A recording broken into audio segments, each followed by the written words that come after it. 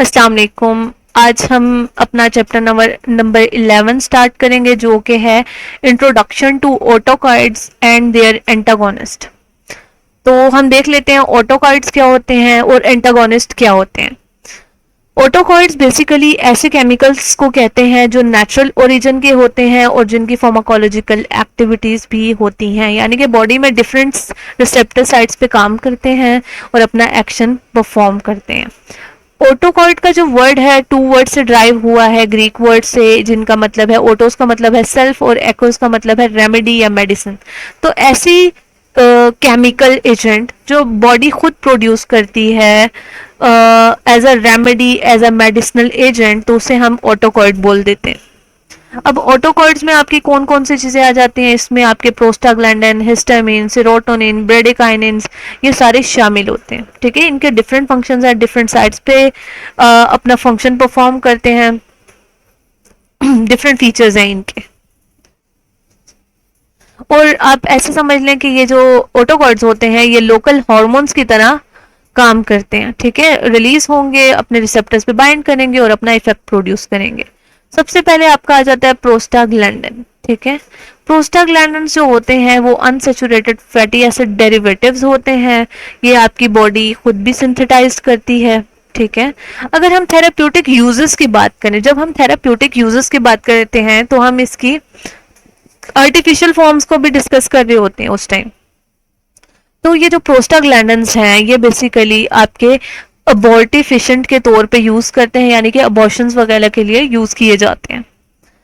अब ये हमने प्रीवियस एक चैप्टर में भी डिस्कस किया था कि जो प्रोस्टाग्लैंडिन्स होते हैं, जिसमें आपका जो प्रोस्टाग्लैंडिन एनालॉग हम मीजोप्रोस्टोल यूज करते हैं आर्टिफिशियली, तो वो बेसिकली यूट्राइन मसल की कॉन्ट्रैक्शंस करवाता है। जब वो यूट्राइन मसल्स की कॉन्ट्रैक्शन करवाता है तो वो फिर अबॉर्शन करवा देता है। तो प्रेगनेंसी में ये कॉन्ट्रा इंडिकेटेड होता है। ठीक है, उसमें नहीं देना चाहिए। अच्छा, उसके अलावा अगर हम प्रोस्टाग्लैंडिन के यूजेस देखें नेचुरली, तो ये इनके डिफरेंट यूजेस हैं, जिनमें ये जिनमें हमने मीजोप्रोस्टोल को भी डिस्कस किया था कि पेप्टिक अल्सर वगैरह में भी यूज की जाती है।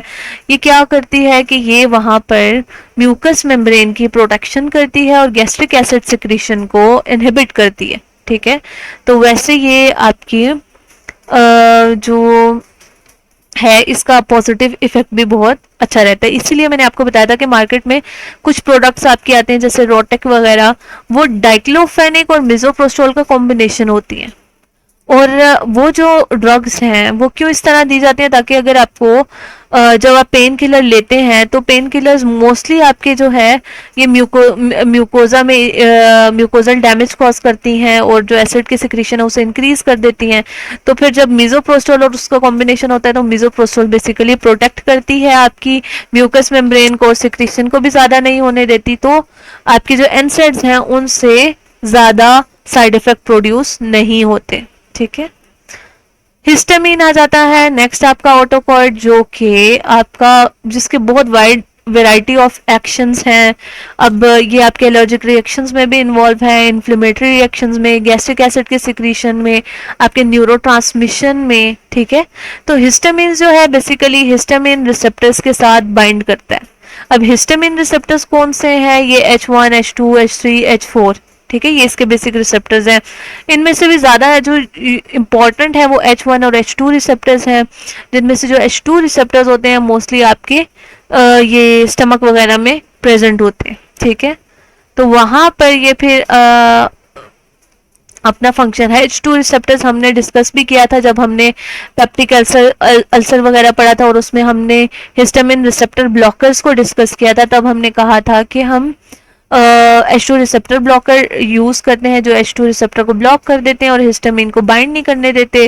और जब हिस्टामिन उनके साथ बाइंड नहीं होगा तो अल्टीमेटली आपकी गैस्ट्रिक एसिड की प्रोडक्शन नहीं होती। और H1 रिसेप्टर्स को अब हम यहाँ पर डिस्कस कर लेते हैं। ये बेसिकली एंटी हिस्टामिन रिसेप्टर्स होते हैं।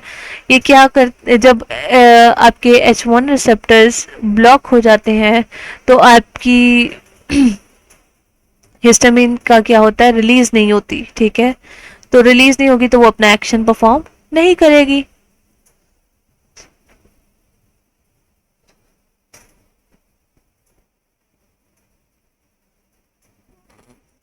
अब जब हम बात करते हैं ना आपके किसकी, हिस्टामिन जो है बेसिकली आपकी कहाँ बाइंड करेगी, ये हिस्टामिन रिसेप्टर्स पे। तो अगर ऐसा हो जाए कि आपके जो हिस्टामिन जो आपकी हिस्टामिन है उसको, वो रिलीज तो हो रही है लेकिन हमने हिस्टामिन रिसेप्टर ब्लॉकर यूज कर लिए, जैसे H1 रिसेप्टर ब्लॉकर जिनमें आपकी सिट्रोजिन वगैरह, लिवोसिट्रोजिन ये शामिल होते हैं। तो ये क्या करते हैं, ये जाके H1 रिसेप्टर्स को ब्लॉक कर देते हैं, हिस्टामिन को बाइंड नहीं करने देते। जब हिस्टामिन को बाइंड नहीं करने देते तो जो हिस्टामिन ने वहां जाके एक्शन परफॉर्म करने थे वो नहीं होते, और फिर इन्फ्लेमेटरी प्रोसेस और एलर्जिक कंडीशन से आपको रिलीफ मिल जाता है। ठीक है, क्योंकि हिस्टामिन जब H1 रिसेप्टर पे बाइंड करती है तो आपकी ये जो है वो रनी नोज और इचिंग और ये सारे सिम्टम्स अपीयर होते हैं। ठीक है, तो एलर्जिक कंडीशंस में ये आपका बहुत ज़्यादा कॉमनली यूज़ किया जाता है। फिर आपका है मोशन सिकनेस और नोजिया, उसमें भी आपके जो H1 रिसेप्टर्स हैं वो इन्वॉल्व होते हैं, और प्रिवेंशन के तौर पे आपके H1 रिसेप्टर ब्लॉकर्स इस कंडीशन में भी दिए जाते हैं। उसके बाद आपका आ जाता है सोमनिफिशेंट। ठीक है, तो अगर किसी पेशेंट को इंसोमनिया वगैरह हो गया यानी कि नींद नहीं आ रही, तो आपके ये जो हिस्टामिन रिसेप्टर ब्लॉकर होते हैं ये नींद भी प्रोड्यूस करने में रोल प्ले करते हैं, क्योंकि जब हिस्टामिन का लेवल ज़्यादा हो जाता है ना बॉडी में तो नींद नहीं प्रोड्यूस होती। ठीक है, लेस नींद आपको आना कम हो जाती है। ठीक है, तो इन दिस वे जो एंटी हिस्टामिन्स होंगी वो आपकी नींद प्रोड्यूस करेंगी और वो इंसोम्निया में यूज की जाती हैं। फिर आपके आ जाते हैं H2 एंटी हिस्टामिन्स। तो H2 हिस्टामिन ब्लॉकर ये हार्ट बर्न वाली और गैस्ट्रिक अल्सर वाली कंडीशन में यूज होते हैं, जो हम ऑलरेडी डिस्कस कर चुके हैं। फिर आपके आ जाते हैं सेरोटोनिन। सेरोटोनिन नेचर में वाइडली डिस्ट्रीब्यूटेड है, ये प्लांट में, एनिमल्स में, इन सब में प्रेजेंट होता है। हमारी बॉडी में न्यूरोट्रांसमीटर के तौर पे भी और लोकल हार्मोन के तौर पे भी यूज होता है। ठीक है, local hormone as a local hormone ये जीआईटी में ही यूज होता है। ठीक है, उसके अलावा आपके जो प्लेटलेट क्लॉटिंग का प्रोसेस है उसमें भी रोल प्ले करता है, और आपके जो माइग्रेन या हेडेक होता है उसमें भी ये रोल प्ले करता है। ठीक है, तो ये जो थे ये आपके क्या थे, ये आपके ऑटोकर्ट्स थे और उनके एंटागोनिस्ट, एंटागोनिस्ट का मतलब ब्लॉकर्स ही होता है। तो हमने यहाँ पर H2 receptor blocker, H1 receptor blocker, ठीक है, इनको इन सबको डिस्कस किया। ठीक है, अब हम जो नेक्स्ट चैप्टर है टॉक्सिकोलॉजी, या नेक्स्ट लेक्चर में हम डिस्कस करेंगे।